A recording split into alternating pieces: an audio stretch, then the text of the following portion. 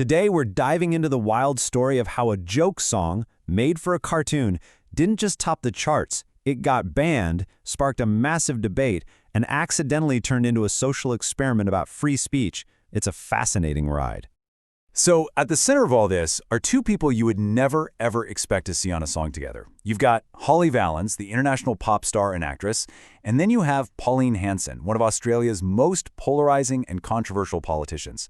I mean, these two come from completely different worlds.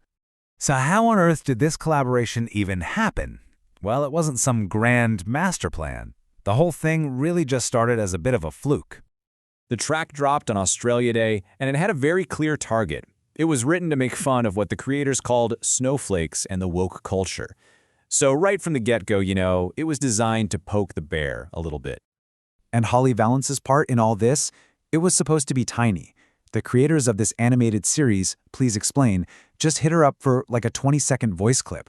But she did it, and they liked it so much they were like, hey, can you just do the whole song?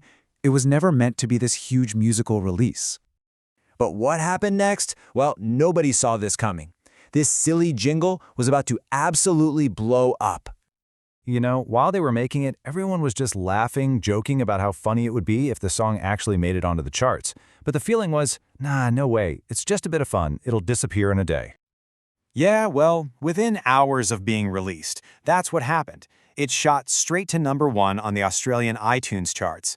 The joke suddenly wasn't a joke anymore. It was a legitimate viral hit. And then, right at the peak of all this hype, when it's #1, the song just vanishes. It gets pulled from the very platform that was making it famous. And this all happens so fast. The song comes out, it hits #1, and almost immediately iTunes yanks it down. But that move sparked instant public outrage. People were furious, and the backlash was so big that the platform was basically forced to put it back up. The attempt to kill the song just made it way, way bigger. And this is just a textbook example of something called the Streisand Effect. It's this idea that when you try to censor or hide something, you accidentally end up making it way more famous than it ever would have been otherwise. The cancellation itself became the headline. So, what about Holly Valance's reaction to being in the middle of this whole firestorm? Well, it was not what you'd expect. She actually said her first cancellation was fun and that she enjoyed it. Talk about an unconventional response. For Valance, this whole thing quickly shifted.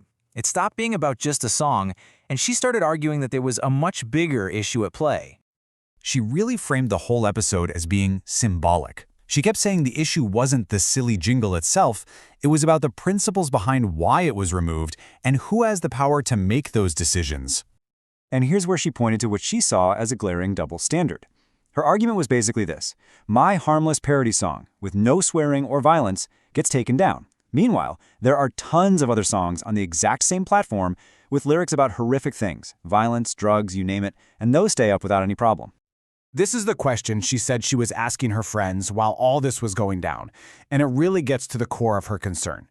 To her, if a major tech platform could take down a harmless parody, what does that say about who gets to decide what's acceptable speech?